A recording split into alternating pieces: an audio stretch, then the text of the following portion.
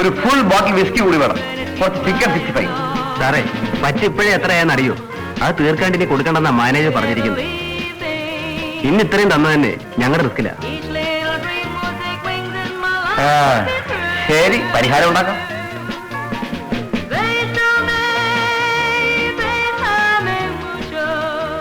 ഈ കാലി കുപ്പി നിരത്തി വെച്ചിരിക്കുന്ന ഈ കുപ്പികളിലേക്ക് എറിഞ്ഞാൽ സുമാർ എത്ര രൂപ കിട്ടും? നല്ല കണക്കുണ്ട്. അങ്ങനെ ഞങ്ങൾ 7 പേര് മാറി മാറി എറിഞ്ഞാല്. അയ്യോ സാറ് ചതിക്കല്ലേ. എങ്കിൽ മര്യാദ കുപ്പി എടുക്ക. അങ്ങനെ ഇതാ അറിയാ, ആവശ്യമുള്ളത് കുടിച്ചോ.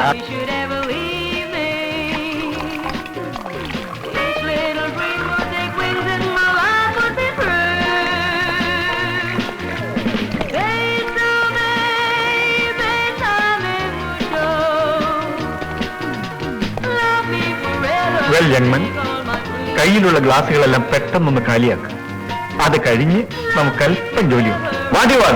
വാണ്ടൊക്കെ നമുക്ക് സ്റ്റേഷനിൽ ചെന്ന് സാവകാശം പറയാം. എന്റെ പൊന്നനിയന്മാര് ഒന്ന് എളുപ്പം പുറപ്പെടാൻ നോക്ക്. സ്റ്റേഷനിൽ ചെന്നിട്ട് ഒരുപാട് ജോലിയുള്ളതാ. നിങ്ങൾ അറസ്റ്റ് ചെയ്യാൻ എന്റെ കയ്യിൽ വാറണ്ട് ഉണ്ട്. എന്തിന്? ഒരു പാവം പെങ്കൊച്ചിന്റെ ശവം ഇവിടെ അടുത്തൊരു പുഴയിൽ പൊങ്ങി. സിന്ധു എന്നാ പെങ്കൊച്ചിന്റെ പേര്. സാറിനൊരു സംശയം, അതൊരു കൊലപാതകമാണോന്ന്. സംശയം വെറുതെ മനസ്സിൽ വെച്ചുകൊണ്ടിരിക്കുന്ന എന്തിനാന്ന് കരുതിയ? അതും ഞങ്ങൾ തമ്മിൽ എന്ത് ബന്ധം?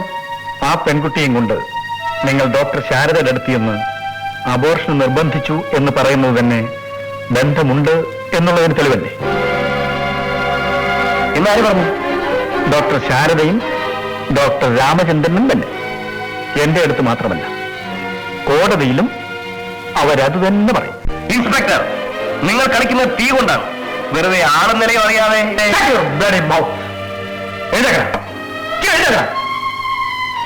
ബലപ്രയോഗം കഴിവതും ഒഴിവാക്കണമെന്നാ ഞങ്ങളുടെ പെരുമാറ്റച്ചട്ടത്തിലുള്ളത്. വെറുതെ പണി ഉണ്ടാക്കല്ലേ മക്കളെ. ഇവിടെ കിടന്ന് ബഹളം ഉണ്ടാക്കിയാലേ വകുപ്പുകൾ ഇനിയും കൂടും. ചുമ്മാ എങ്കിൽ പോരെ. വാ മക്കളെ, മര്യാദയ്ക്ക് പറഞ്ഞോ. നിങ്ങൾ കേൾക്കില്ലേ?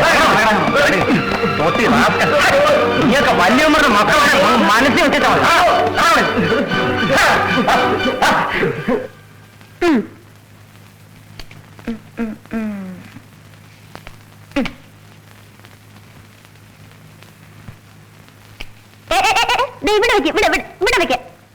ഇങ്ങനെയാണെങ്കിലേ ഞങ്ങളില്ല.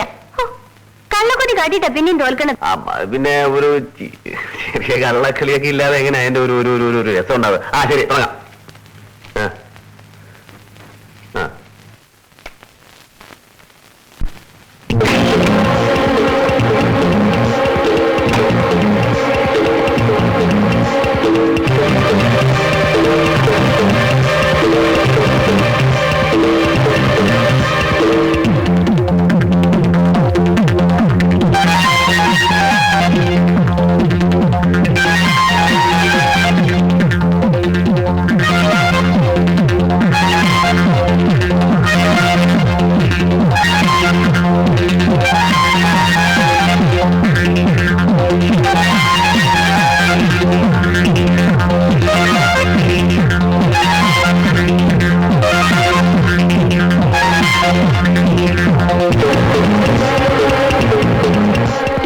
എന്താ ഡോക്ടർ നോക്കുന്നത്? പോലീസ് അറസ്റ്റ് ചെയ്ത ഞങ്ങൾ എങ്ങനെ വന്നു എന്നാവും അല്ലേ? അതിനാണല്ലോ വക്കീലും ജാമ്യവും എന്നൊക്കെ പറയുന്നത്. ഞങ്ങൾക്കെതിരായി കോടതിയിൽ സാക്ഷി പറയാൻ പോകുന്നെന്ന് കേട്ടു. അതെ, ഞങ്ങൾ കണ്ടതാണ്. നിങ്ങൾ ആ പെൺകുട്ടിയുമായി ഹോസ്പിറ്റലിൽ വന്നല്ലേ? ഞങ്ങളത് പറയും. ഇല്ല, പറ്റില്ല. ഡോക്ടർക്ക് അതിന് കഴിയില്ല. നിങ്ങളെന്താ എന്നെ ഭീഷണിപ്പെടുത്തുകയാണ്? ഇറങ്ങിപ്പോണം മിസ്റ്റർ.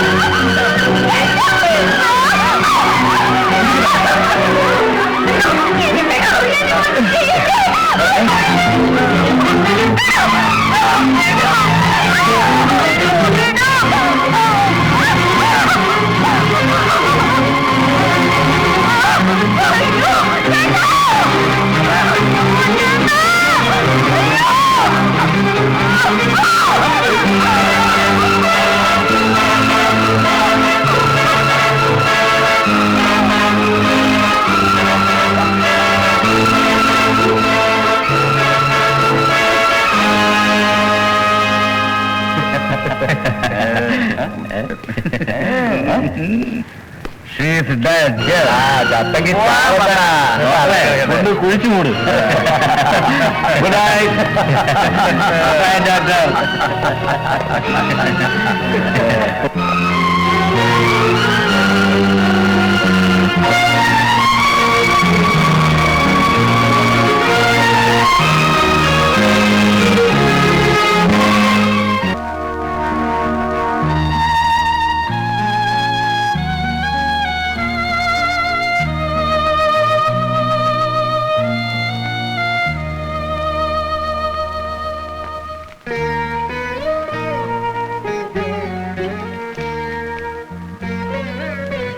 എന്റെ ഇത്രയും കാലത്തെ സർവീസിനിടയ്ക്ക് ഞാൻ എത്രയോ കേസുകൾ അറ്റൻഡ് ചെയ്ത് കഴിഞ്ഞു. പക്ഷെ ഇത്രയും ദയനീയമായ ഒരു സംഭവം കാണുകയോ കേൾക്കുകയോ ചെയ്തിട്ടില്ല.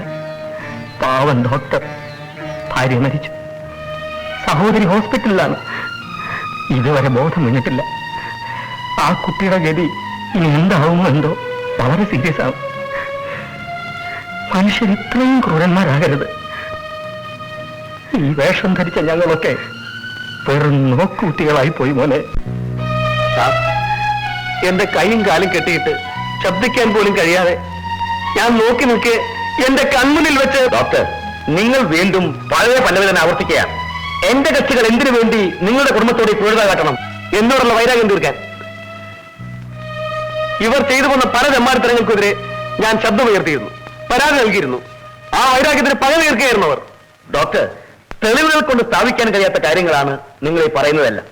കോടതിയിൽ ഇതിന് യാതൊരു പ്രസക്തിയുമില്ല. നിങ്ങൾ പറയുന്ന കാര്യങ്ങൾ സത്യമാണെന്ന് തെളിയിക്കാൻ സാക്ഷികൾ ആരെങ്കിലും ഉണ്ടോ? ഉണ്ടെങ്കിൽ ഹാജരാക്കൂ. സാക്ഷി എനിക്ക് സാക്ഷി ഞാൻ മാത്രമേ ഉള്ളൂ. പിന്നെ എല്ലാം അറിയുന്ന ഈശ്വരൻ.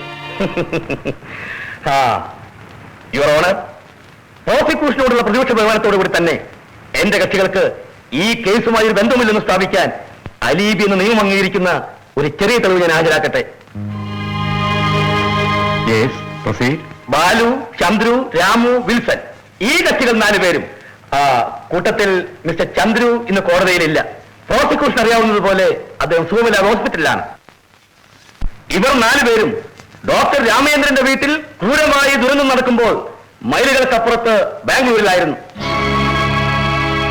ബാലുവിന്റെ അമ്മാവനും MP-യുമായ ശ്രീ നന്ദൻമേനന്റെ സുഹൃത്തും ബിസിനസ് പാർട്ണറും സ്ഥലം MLA-യുമായ ശ്രീ രാമകൃഷ്ണ റാവുവിന്റെ മകളുടെ വിവാഹത്തിൽ സംബന്ധിക്കാൻ ശ്രീ നന്ദൻമേനന്റെ കൂടെ മന്ത്രിമാരും MP-മാരും അടക്കം നിരവധി പ്രമുഖ വ്യക്തികൾ പങ്കെടുത്ത ആ ചടങ്ങിൽ എന്റെ കക്ഷികളും സന്നിഹിതരായിരുന്നു എന്നതിന് പ്രസ്തുത ചടങ്ങുകളുടെ ഫോട്ടോ ആൽബവും വീഡിയോ കാസറ്റും മതിയായ തെളിവുകളാണ്.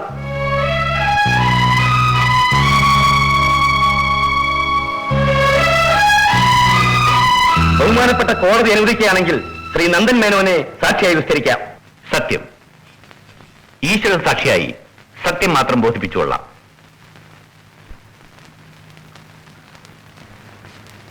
Well mister Nandan Menon, Balu, Chandru, Ramu, Wilson എന്നീ 4 പേരും താങ്കളോടൊപ്പം ബാംഗ്ലൂരിൽ മിസ്റ്റർ രാമകൃഷ്ണ റാവുവിന്റെ മകളുടെ വിവാഹത്തിൽ സംബന്ധിച്ചിരുന്നു എന്നത് സത്യമാണ് അല്ലേ? അതെ, സത്യമാണ്. അവർ 4 പേരും എന്നോടൊപ്പം തന്നെ ഉണ്ടായിരുന്നു. എപ്പോഴാണ് ഇവർ ബാംഗ്ലൂരിലെത്തിയത്? വിവാഹത്തിന്റെ തലേന്ന് വൈകിട്ടത്തെ ഫ്ലൈറ്റിൽ. എന്ന് പറയുമ്പോൾ ഇവർ ഓണർ, ഇവർ 4 പേരും സംഭവം നടന്നതിന് തലേന്ന് തൊട്ടേ ബാംഗ്ലൂരിൽ ഉണ്ടായിരുന്നുവെന്ന് ഇദ്ദേഹം സാക്ഷ്യം പറയുന്നു. 2 ലക്ഷത്തിലേറെ വോട്ടുകളുടെ ഭൂരിപക്ഷത്തോടെ ജയിച്ച MP-യാണ് ഇദ്ദേഹം. ഈ സാക്ഷിമൊഴിക്ക് ഇതിന്റേതായ വില കൊടുക്കണം. ഇവർ 4 പേരും ബാംഗ്ലൂരിലേക്ക് യാത്ര ചെയ്തതിന്റെ എയർ ടിക്കറ്റുകളാണിത്.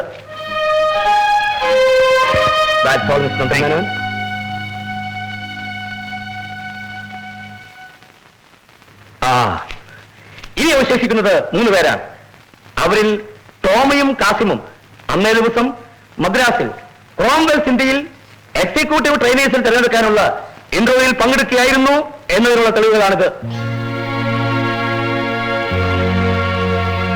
ഡേവിസ് പ്രസ്തുത ദിവസം തിരുവനന്തപുരം മെഡിക്കൽ കോളേജിന് മുൻപിൽ വിവിധ കക്ഷി യുവജന സംഘടനകൾ നടത്തിയ പിക്കറ്റിംഗിൽ പങ്കെടുത്ത് അറസ്റ്റ് വരിച്ചതായി ഈ രേഖയിൽ കാണുന്നു.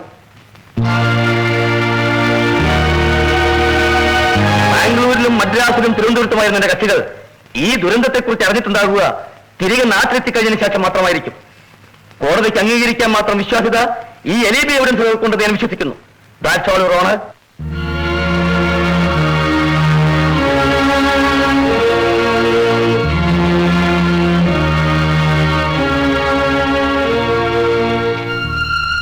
അടുത്ത മാസം 9-ാം തീയതി വിധി പറയുന്നതിന് വേണ്ടി ഈ കേസ് മാറ്റിവെച്ചിരിക്കുന്നു.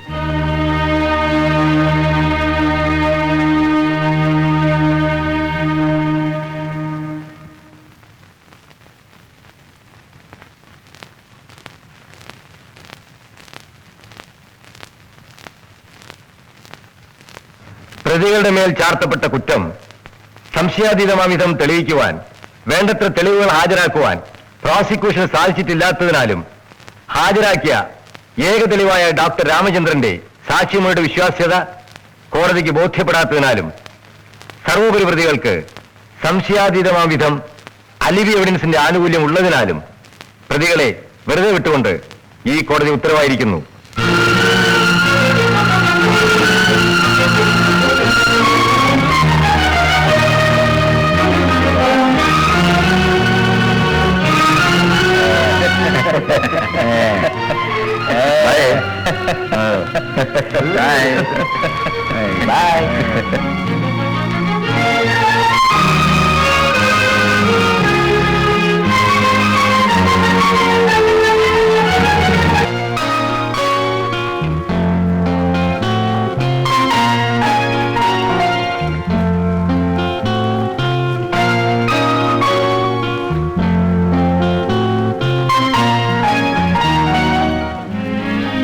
ഡോക്ടർ,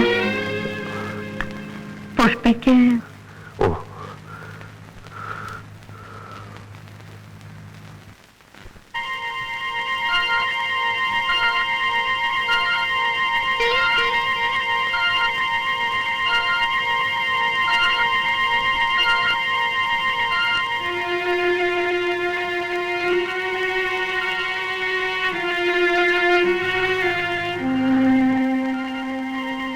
പുഷ്പേ,